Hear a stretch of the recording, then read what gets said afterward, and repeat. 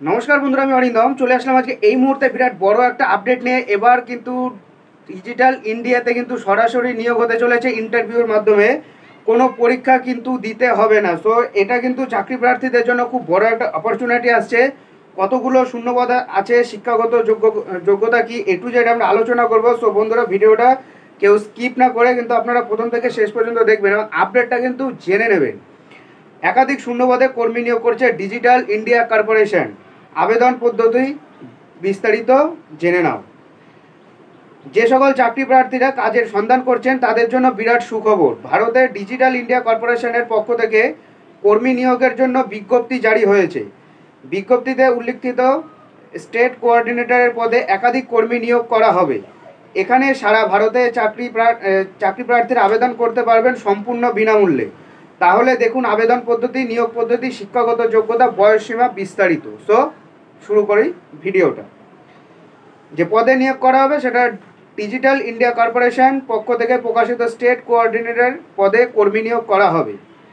যোগ্যতা আছে, যোগ্যতা ডিজিটাল ইন্ডিয়া কর্পোরেশনের পক্ষ থেকে প্রকাশিত স্টেট কোঅর্ডিনেটর পদে আবেদন করার ক্ষেত্রে চাকরি প্রার্থীদের শিক্ষাগত যোগ্যতা প্রয়োজন গ্র্যাজুয়েট এবং আপার গ্র্যাজুয়েট, মানে আপনার এই নর্মাল যে গ্র্যাজুয়েট আছে এটা হবে বা মাস্টার্স দুটোই লাগবে। বয়সসীমা হতে হবে 40 বছরের মধ্যে, 20 বছর থেকে 40 বছরের মধ্যে কিন্তু বয়সসীমা হতে হবে। আবেদনকারীকে ডিজিটাল ইন্ডিয়া কর্পোরেশনের পক্ষ থেকে প্রকাশিত স্টেট কোঅর্ডিনেটর পদে আবেদনের জন্য ফর্ম ফিল আপ করতে হবে অনলাইনে। ওয়েবসাইটে বলে দিচ্ছি www.dic.gov.in। আবার বলি www.dic.gov.in। এইখানটাতে গিয়ে রেজিস্ট্রেশন করে দেবেন।